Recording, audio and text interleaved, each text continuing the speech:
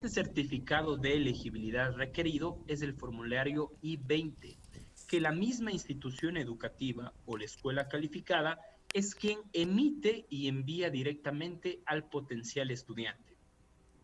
Es decir, el estudiante con este formulario I-20 puede continuar ya el resto del proceso de tramitación ante la embajada y el consulado. ¿Qué es el registro SEVIS que les había comentado brevemente? Una vez que nosotros hemos hecho ya el proceso de matriculación ante la institución educativa ya en los Estados Unidos, ellos nos registran en el sistema de información del visitante de intercambio y estudiante, llamado en sus siglas en inglés SEVIS. Este sistema tiene como finalidad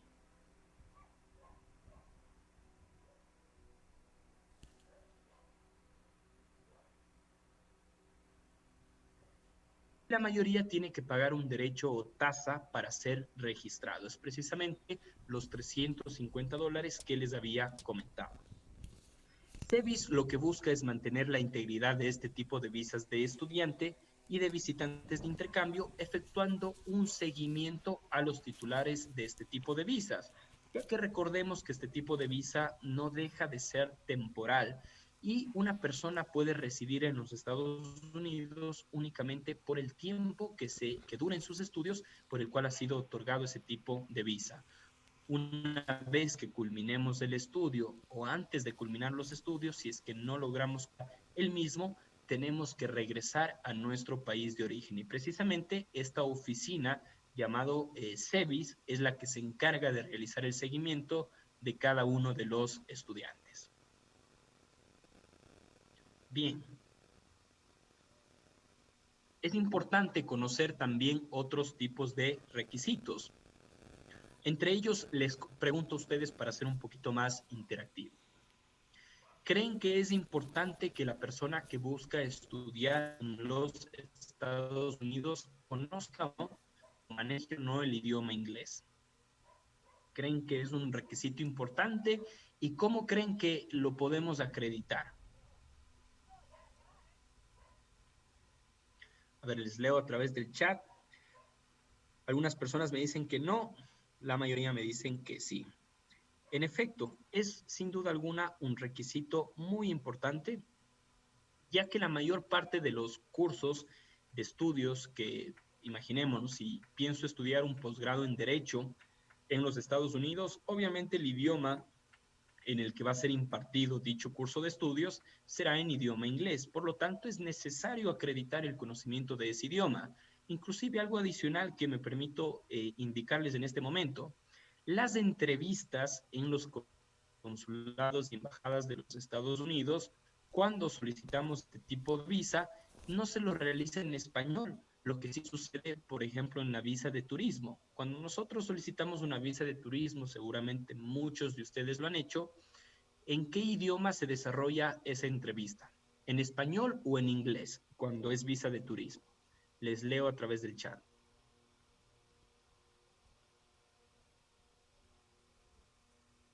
Español, ¿no es cierto? Casi todos estamos de acuerdo en que para visas de turismo la entrevista es en español.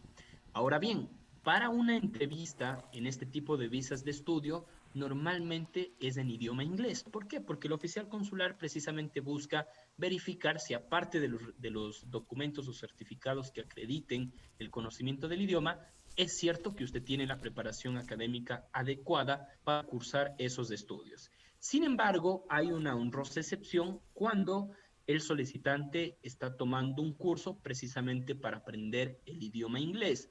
En esos casos no será necesario conocer el idioma, por supuesto, ¿sí?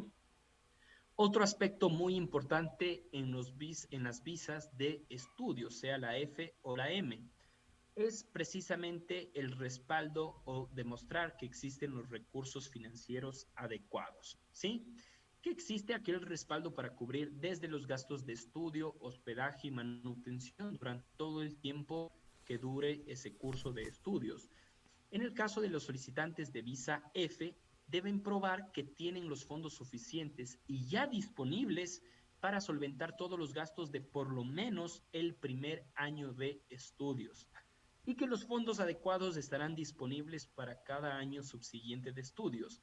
Imaginémonos que la maestría, por ejemplo, dura 2 años. En ese caso, lo importante será acreditar que los fondos ya están disponibles por lo menos para el primer año de estudios y demostrar que habrá que estarán disponibles esos fondos para los años subsiguientes de estudios, ¿sí?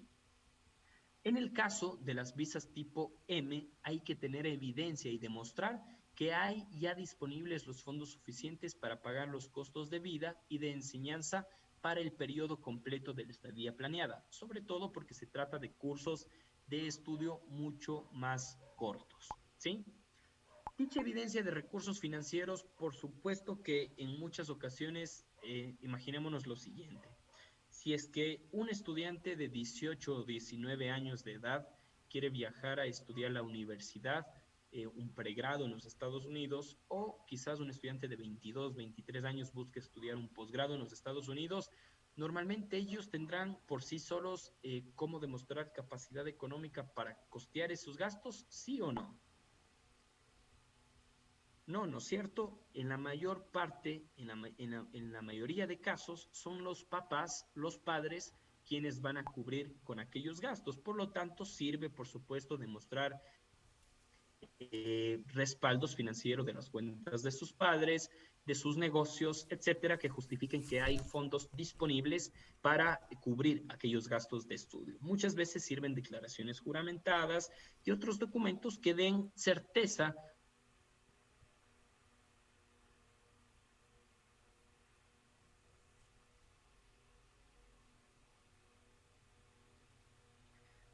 Bien, ¿qué otro aspecto es importante que ustedes conozcan sobre los tipos de visa de estudios?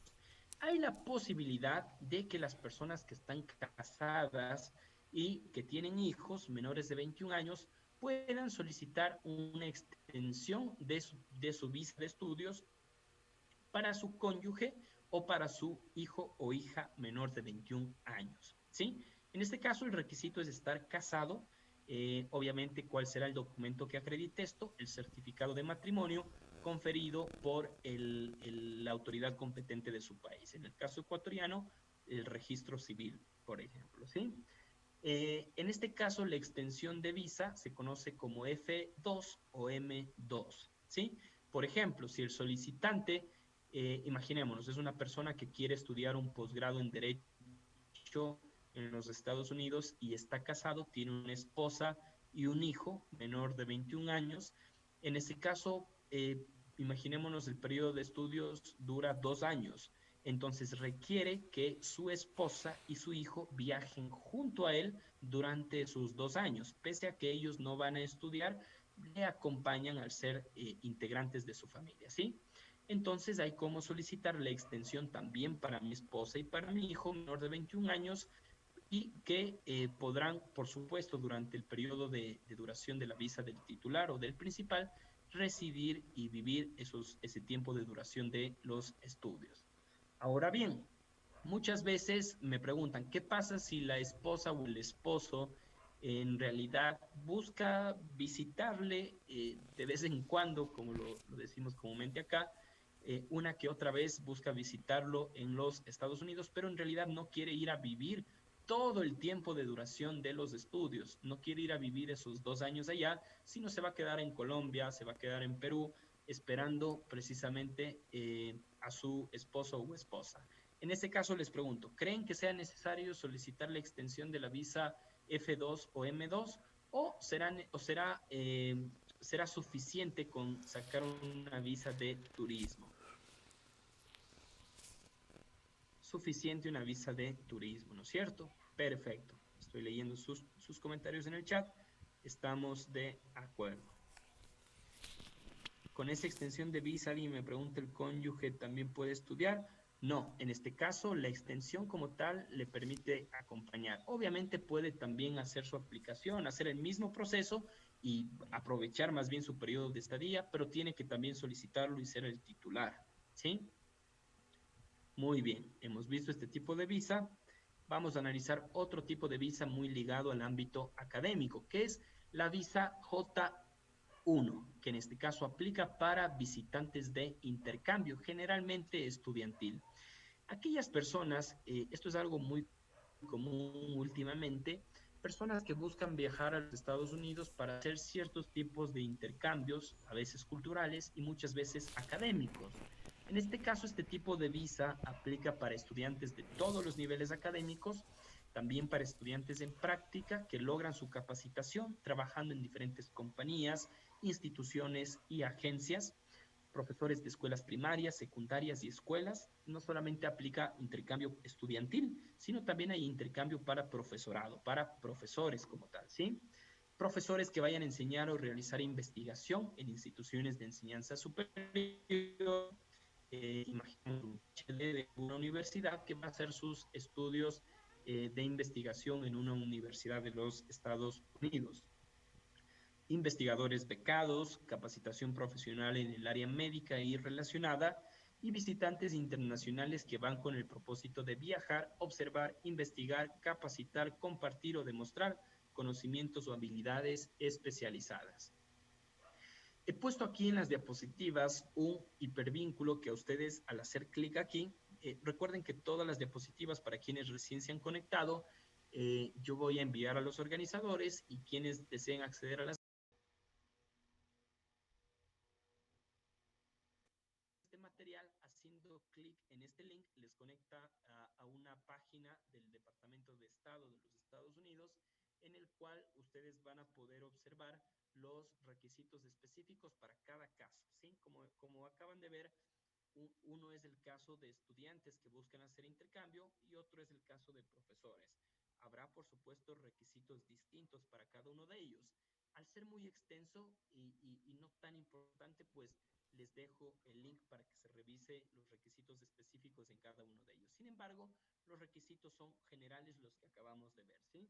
Obviamente, si, por ejemplo, una persona busca hacer el intercambio de su último año de secundaria en los Estados Unidos, necesitará seguir casi lo que acabamos de ver, ser aceptado por aquel colegio o aquella secundaria de los Estados Unidos, hacer el registro en SEVIS y luego tramitar la visa tipo J a través del formulario de S-160, ¿sí?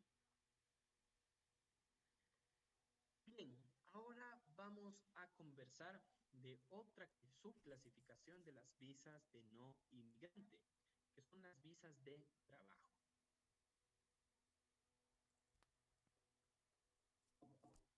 Muchas personas equivocadamente piensan que una visa de trabajo exclusivamente ya le permite a su titular vivir de manera indefinida en los Estados Unidos y asimismo trabajar de manera indefinida en los Estados Unidos.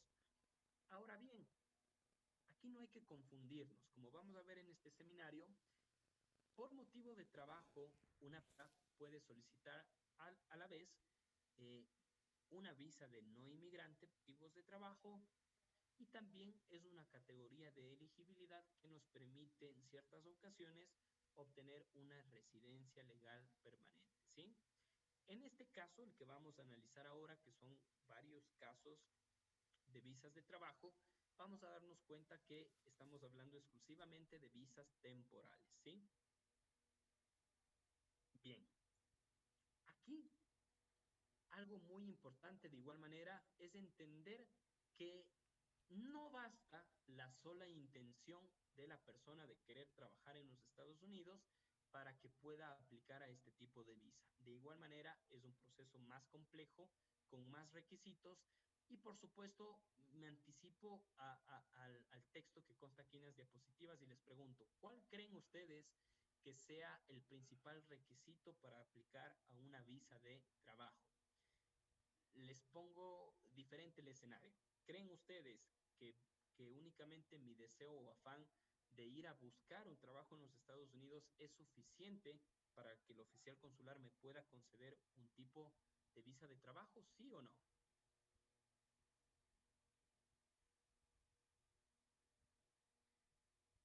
Perfecto. La mayoría me dice no y me dice que el requisito es tener empleador. Perfecto. Al igual que en los estudios, que en la visa de estudios donde se requiere ya una institución educativa, sucede casi lo mismo en las visas por motivos de trabajo, que son varias. No hay un solo tipo de visa, como vamos a ver, por motivos de trabajo, sino hay varias y cada una de ellas depende del tipo o actividad de trabajo para el cual vamos a desempeñar. ¿Sí? Pero el requisito principal, lo resumo de esta manera, es tener ya un empleador en los Estados Unidos. ¿Sí? ¿Por qué? Porque la mayoría de estas categorías de trabajador temporal requerimos que el potencial empleador o el agente del solicitante presente una solicitud llamada I-129, que va a ser aprobada precisamente por la Oficina del Servicio de Ciudadanía e Inmigración de los Estados Unidos, la oficina UCIS, a la que antes habíamos hecho referencia de manera continua, ¿sí? Entonces, en primer lugar, yo necesito un empleador, necesito ya que un potencial empleador en los Estados Unidos, un formulario que llena ese mismo empleador llamado I-129, y únicamente cuando yo tengo ya la aprobación de ese formulario, puedo continuar con el resto del trámite en mi país de origen. Por ejemplo, desde Ecuador, yo puedo ya hacer el llenado del formulario de DC-200, 160 y continuar con el proceso de entrevista, ¿sí? Pero es importante entonces en este punto entender que necesitamos un potencial empleador en los Estados Unidos. Bien, ahora vamos a ir analizando brevemente la subclasificación de las visas temporales por motivos de trabajo, que como ya les había adelantado,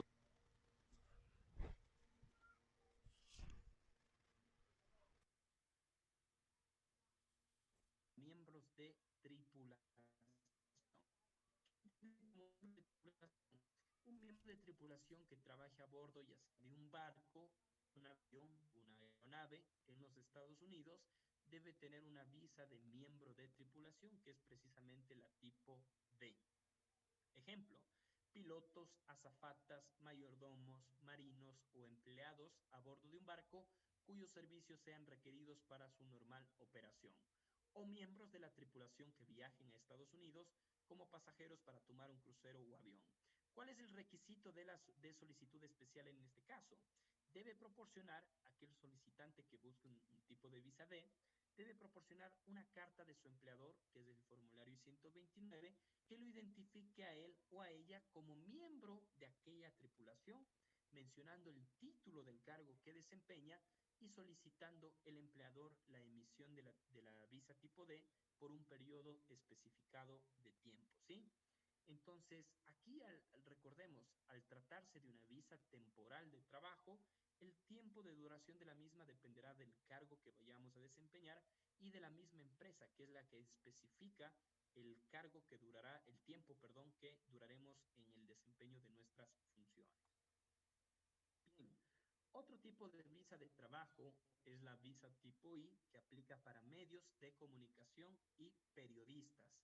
Esta incluye reporteros, elencos de películas, editores de video, empleados de compañías productoras e independientes, periodistas freelance que trabajan bajo contrato y personas en ocupaciones similares, en medios de comunicación y periodismo. De igual manera, el mismo requisito especial debemos proporcionar esa carta del empleador en donde se describa las actividades del empleo y la duración de estadía en los Estados Unidos. Eso es algo muy importante. Bien, hay otro tipo de visa que recuerdo alguien me había consultado anteriormente, es la E1, E2, que aplica para comerciantes o inversionistas cuando su país de origen tiene tratados internacionales celebrados con los Estados Unidos, ¿sí? En primer lugar, si bien está bajo la misma categoría, aquí de igual manera hay una subclasificación. La visa E1 permite a los ciudadanos de un país contratado entrar a los Estados Unidos exclusivamente para dedicarse al comercio internacional en su propio nombre, para comerciantes como tal, ¿sí? Y la visa de no inmigrante E2 permite a los ciudadanos de un país contratado ingresar a los Estados Unidos cuando fueran a invertir un capital considerable en una empresa estadounidense o cuando fuesen a constituir una empresa estadounidense. Ahora bien, si me permiten, en este caso sí voy a abrir este link. Veamos si se abrió ahí. No sé si Carolina me confirma si se está compartiendo. No, doctor. A ver, me permite un segundito.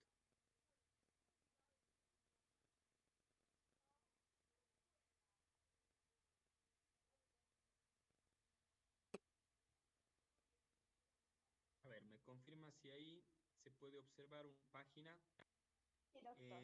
que dice Travel. Ya, Perfecto. perfecto. A ver, en esta página que acabo de abrir, que va a estar el hipervínculo, como decía en las diapositivas, consta un listado de los países que tienen convenios internacionales con los Estados Unidos y que les permite acceder a este tipo de visa. ¿Qué quiero decir con esto? No todos los países latinoamericanos pueden acceder a la visa tipo E1 o la visa tipo o la visa para tratado para inversión, ¿sí? En este caso, vamos a darnos cuenta, por ejemplo, encontramos aquí el caso de Argentina. Si nos damos cuenta, Argentina se repite, se encuentra en dos ocasiones en este listado. Vemos que dice E1 y E2. Significa que los argentinos sí tienen la... Qué basura, hombre.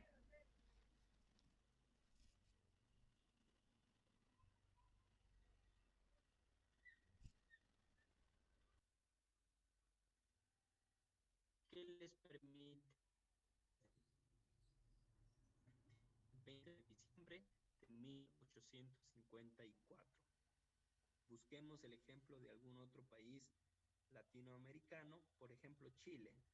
Chile, de igual manera, puede acceder a los dos tipos de visa, tanto como inversionista como comerciante. Colombia, lo mismo, puede acceder a los dos tipos de visa. Costa Rica, también a los dos tipos de visa. Pero hay países como el mío, por ejemplo Ecuador, donde solamente se puede acceder a la visa tipo E2. Aquí encontramos la fecha de aprobación del tratado internacional que faculta a la obtención de la misma, ¿sí? Eh, Honduras tiene acceso a los dos tipos de visa, etcétera. En este listado ustedes van a poder encontrar, rápidamente lo bajo para que ustedes puedan revisar quizás si su país se encuentra por aquí. ¿Sí? Muy bien. Debemos entonces entender, en primer lugar, voy a compartir las diapositivas nuevamente. A ver, me confirma Carolina si en este momento se ven nuevamente las diapositivas. Sí, doctor. Perfecto, muchas gracias. Debemos entender entonces que la E1 es un subtipo de visa específicamente que aplica ¡Cali! para dedicarse a actividades de comercio internacional y la E2 exclusivamente para inversionistas, para invertir un capital considerable, ya sea en una empresa existente de los Estados Unidos o para constituir una nueva compañía, una nueva inversión. ¡Cali! Bien. Una pregunta que veo aquí y que normalmente se lo realiza muy a menudo es ¿qué entender por capital considerable? Muchas veces ¿Querés ha escuchar? existido la duda de realmente Escuchá. cuánto dinero necesito yo demostrar para poder aplicar a la visa E2, es decir, como inversionista. Estoy en una Y conferencia la nacional de realidad la es que visa. hay comunicados de la oficina UCIS donde se recomienda ¿Pagaste? Sí. Esta basura que me desconecta mucho, vos. dólares. Es una recomendación ¿Reseteás el que coso? hace el Servicio de Ciudadanía e Inmigración de los Estados Unidos. A eso, a partir de ese monto, se le considera capital considerable.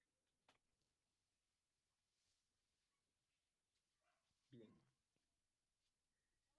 Hay otro tipo de visa también muy común, que es la H1B, que aplica para personas que tienen una especialidad profesional. En este caso, para calificar a este tipo de visas, para aceptar una oferta de trabajo en una ocupación especializada, se debe cumplir con uno de los siguientes criterios. Uno de ellos es para aquellas personas que tengan una licenciatura obtenida en los Estados Unidos o un título superior requerido por la ocupación de especialidad específica de un colegio o universidad acreditada en los Estados Unidos, ¿sí? Es decir, será mucho más sencillo cuando un estudiante cursó, por ejemplo, sus estudios de pregrado en una universidad americana. Tiene muchas más posibilidades de obtener este tipo de visa. Asimismo, otra posibilidad es cuando se tenga un título extranjero que sea equivalente a una licenciatura o un título superior de Estados Unidos en aquella ocupación especializada por la cual solicitamos. De igual manera, tener una licencia, registro o certificación estatal sin restricciones que lo autorice a practicar plenamente la ocupación especializada y participar en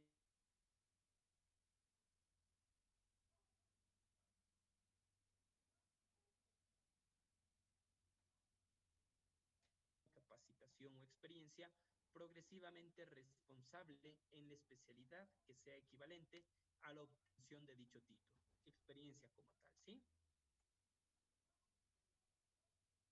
Muy bien. Hay otros tipos de visa de trabajo que, como les había dicho desde un inicio, dependen del tipo de actividad de trabajo que se va a desarrollar. Entre ellas, por ejemplo, encontramos la H2A, que aplica para trabajadores agrícolas estacionales. Este tipo de visa permite a empresas estadounidenses llevar a ciudadanos extranjeros de otros países hacia los Estados Unidos para que realicen tareas, como lo dice su nombre, agrícolas por periodos temporales, ¿sí? Para los cuales no hubiese trabajadores estadounidenses disponibles. En este caso, lo importante es considerar que este tipo de visa aplica exclusivamente para actividades agrícolas como tal. La H2B, en cambio, es un tipo de visa muy similar, pero que aplica para trabajadores no agrícolas, estacionales o temporales. En este caso, el programa de trabajadores no agrícolas temporales permite también a empresas estadounidenses llevar a ciudadanos de otros países a los Estados Unidos para realizar tareas no consideradas como agrícolas y que, por supuesto, sean temporales, como bien lo dice su nombre.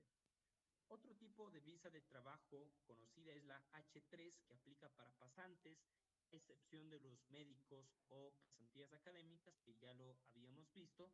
Este tipo de visa permite a ciudadanos de otros países viajar a los Estados Unidos para recibir capacitación en muchos sectores diferentes, que incluyen, por ejemplo, la agricultura, comercio, comunicación, finanzas, gobierno, transporte, profesiones, al igual que en sectores puramente industriales, ¿sí?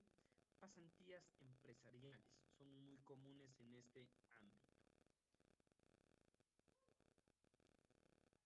Otro tipo de visa de trabajo, estamos analizando cada una respecto a los diferentes funciones o actividades de trabajo que hay, ¿sí? Otro tipo de visa es la visa tipo L, para personas que son transferidas dentro de la misma compañía a una sucursal, matriz o filial de esa misma compañía en los Estados Unidos. Se otorgan para ocupar algún puesto o cargo gerencial, ejecutivo o que requiera conocimientos altamente especializados. Pongo el siguiente ejemplo para quizás entenderlo de mejor manera. Imaginémonos un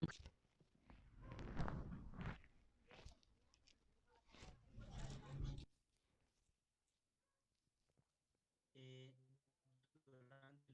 durante los años anteriores y la empresa Coca-Cola decide que ahora tiene que ocupar un cargo gerencial en algún estado de los Estados Unidos.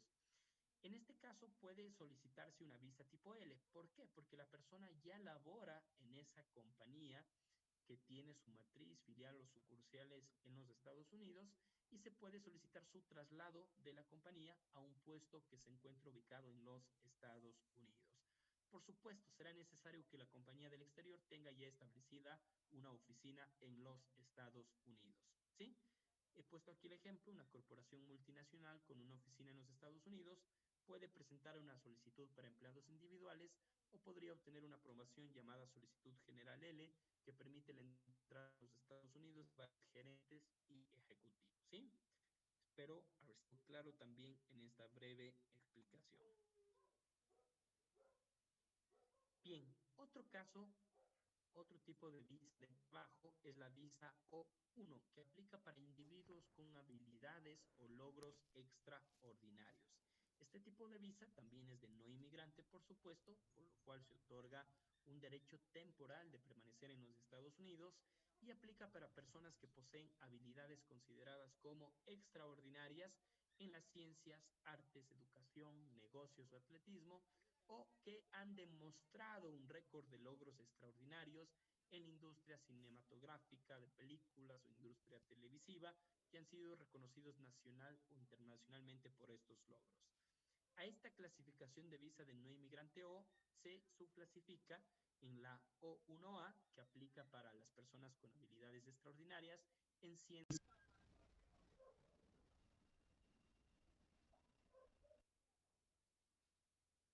1B aplica para personas con habilidades extraordinarias en las artes o logros extraordinarios precisamente en la industria cinematográfica o televisiva.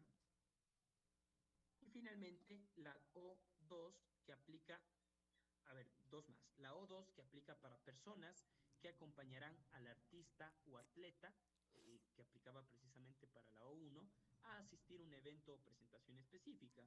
Sirve mucho, por ejemplo, hace no mucho teníamos el caso de un grupo de personas que se presentaba, eh, eran miembros de una federación deportiva de la SUAY, de la provincia en la cual yo vivo, en la cual este grupo de atletas buscaba asistir a una competencia internacional en los Estados Unidos, pero varios de los participantes, de los atletas, eran menores de edad.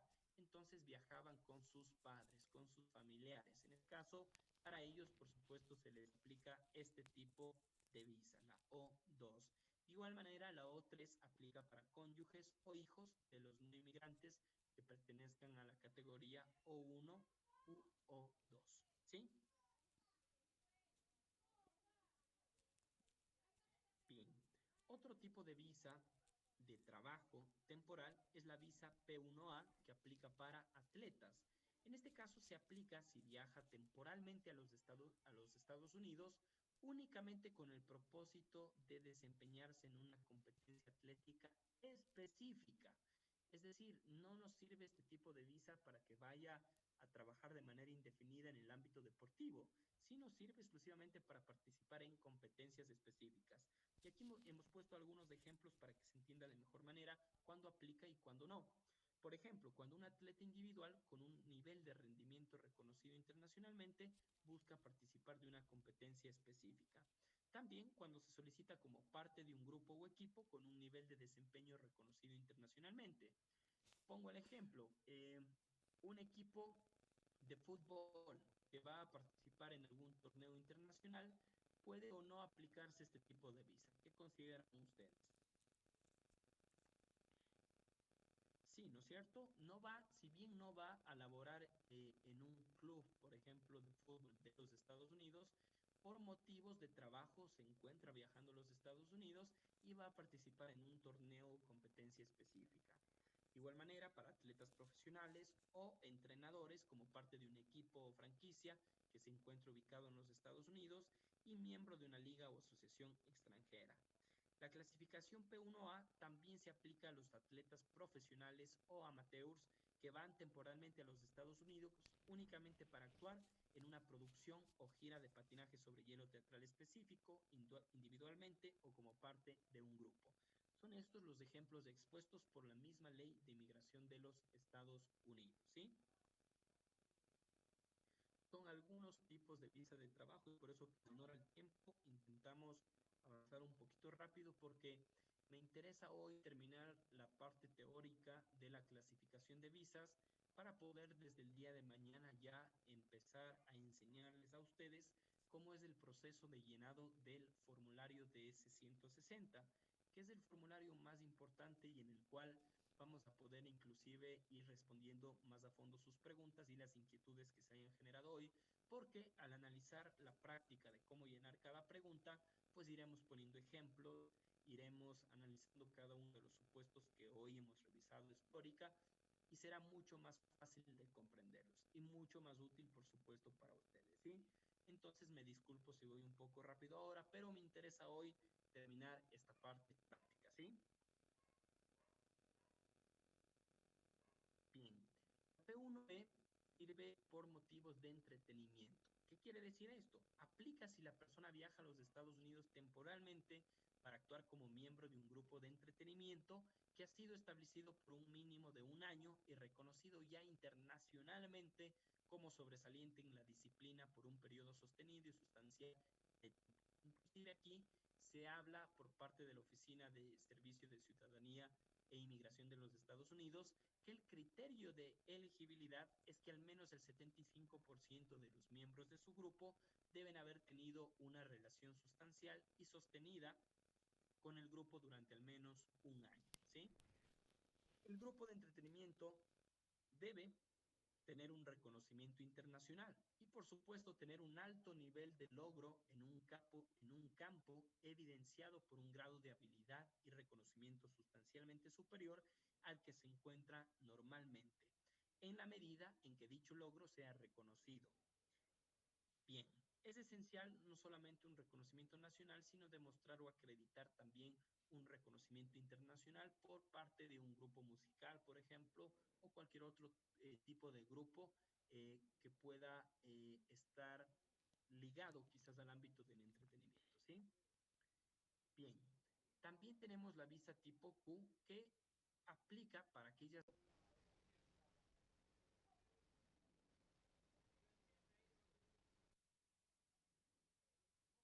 empleo e intercambios del país de origen del solicitante.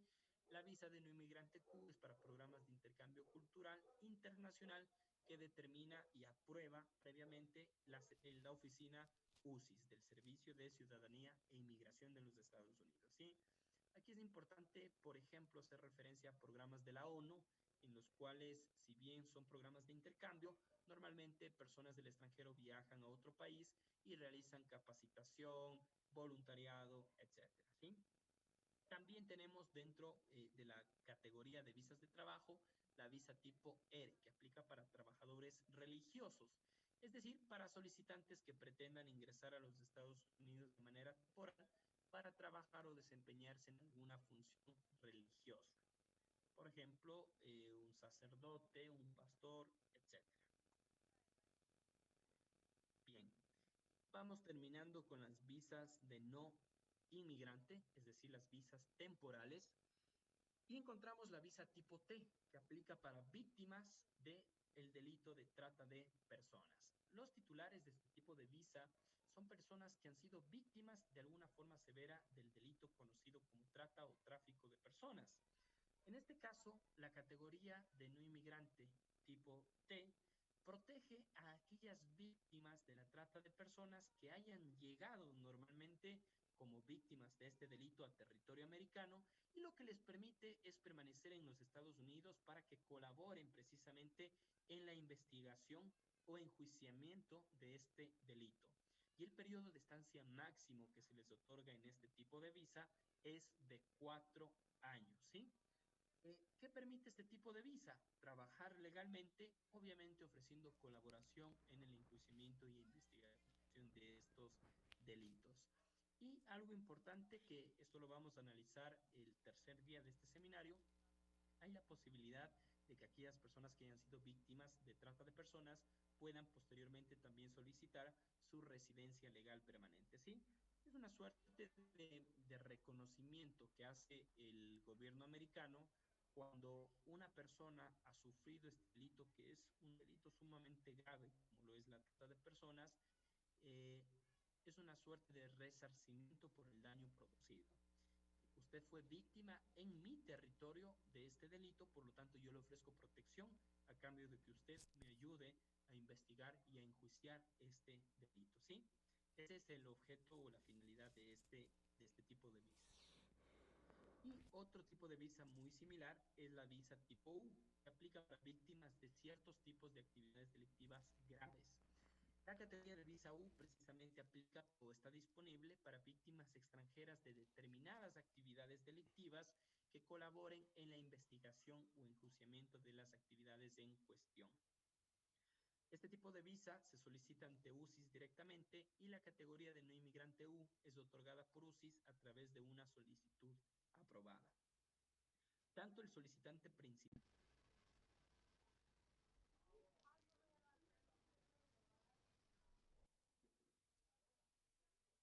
pueden solicitarlo también en consultas exterior. La finalidad, como les he venido diciendo de este tipo de visa, es ofrecer protección a cambio de la colaboración en la investigación y enjuiciamiento de este tipo de delitos, y les ofrece también un periodo de 4 años en el cual pueden trabajar y residir de manera permanente e indefinida en los Estados Unidos. Ahora bien, muchas personas nos dicen en qué tipo de delitos se considera como graves y la persona podría solicitar este tipo de visas. Ya les voy a explicar qué delitos están considerados para este tipo de visa U. En primer lugar, me interesaba mostrar este gráfico en el cual se demuestra cuáles son los requisitos para que una persona pueda optar por este tipo de...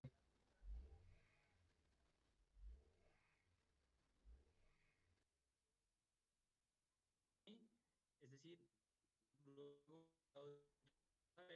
que ha sido producido dentro del territorio americano, ¿sí? ¿Cuál es otro requisito? El haber aportado ayuda a las autoridades, ya sea que yo haya sido el denunciante de aquel delito o que una vez que la autoridad policial, por ejemplo, de Estados Unidos o el fiscal de Estados Unidos empezó la investigación, yo colaboré con datos, con información que obviamente ayudó a la resolución de dicha actividad criminal. Y por supuesto el requisito de haber sufrido daño, daño que puede ser físico, mental o psicológico, ¿sí? Es importante demostrar que producto de esa actividad delictiva grave, yo sufrí un daño en territorio.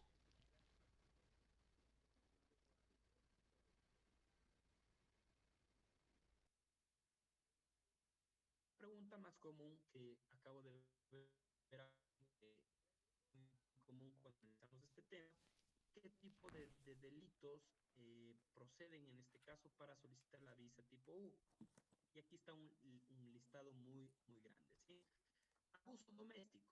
Esto es un caso que incluso lo conocimos nosotros cuando un miembro de la familia o pareja golpea o acosa al otro. Hay que entender que en este tipo de visas normalmente se dan para personas que se encuentran ilegales en los Estados Unidos. $200 por llevar esta visa.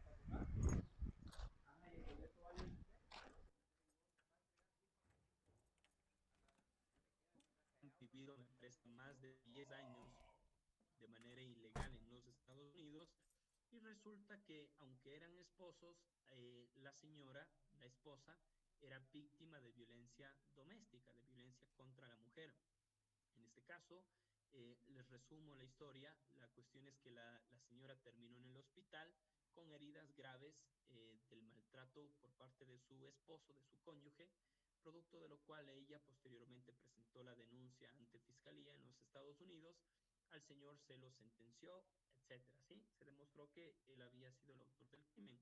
Por lo tanto, la señora luego solicitó la protección del gobierno americano, solicitó la emisión de la visa tipo U y le fue concedida. ¿Por qué? Porque el abuso doméstico o la violencia intrafamiliar, como normalmente se lo conoce por lo menos acá en Ecuador, no sé cuál sea el término en cada uno de sus países, es un tipo de delito muy común por el cual los extranjeros que se encuentran ilegales en los Estados Unidos pueden solicitar este tipo de protección o de visa especial. Bien, una pregunta que acabo de revisar. ¿Se requiere tener residencia o estatus legal para solicitar este tipo de visa? No, precisamente este tipo de visa está direccionado para aquellas personas que son ilegales, pero que por haber sido víctimas de tipos de delitos como trata de personas o los que constan en este listado, merecen protección especial del gobierno estadounidense, ¿sí? Entre ellos, asalto criminal, el disparo de un arma, apuñalamiento, el robo, la invasión del domicilio mientras está presente en la casa, servicio involuntario, ser forzado a hacer trabajos que no se quiere hacer, el peonaje o esclavitud, violación sexual, asalto sexual, contacto sexual abusivo, forzada, explotación sexual, mutilación genital femenina, incesto. incesto, secuestro, abducción, ser detenido como rehén, tráfico de esclavos, etcétera. Y hay una serie en por ejemplo, el asesinato, si es que obviamente un miembro de mi familia cercano sufre el asesinato, yo como solicitante derivado puedo también solicitar esta protección, ¿sí? Y no solamente basta con que se haya consumado estos delitos, sino también un intento o una conspiración demostrada, por supuesto, puede ser suficiente para yo obtener este tipo de visa U, ¿sí? Bien, con esto hemos terminado de revisar la parte teórica de los tipos de visa de no inmigrante. Ojo que recién estamos revisando nosotros los tipos de visa temporales. Lo que vamos a hacer el día de mañana, empezamos puntuales a las 6 de la tarde, hora Ecuador, Colombia y Perú. Cada uno de ustedes tendrá que revisar el horario. Mañana vamos a empezar ya con la parte eminentemente práctica, ¿sí? Es decir, hoy lo que hicimos fue revisar en qué casos aplica los diferentes tipos de visa de no inmigrante. Mañana vamos a comprender cuál es el proceso práctico. Vamos a iniciar estudiando cómo llenar el famoso formulario DS-160, ¿sí? Que el llenado es el mismo en todas las partes del mundo. Es decir, si usted está en Colombia, si usted está en Honduras, Guatemala, México, cualquier país de Latinoamérica, tiene que llenar el mismo formulario. Por lo tanto, la información que vamos a ver el día de mañana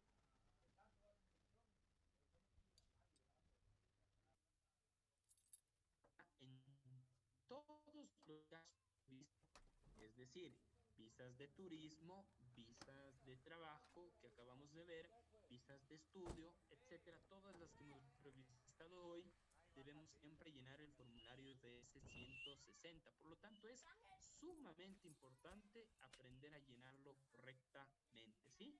Vamos a aprender cómo sacar citas en el consulado o embajada de los Estados Unidos en sus países y el proceso de entrevista, ¿sí?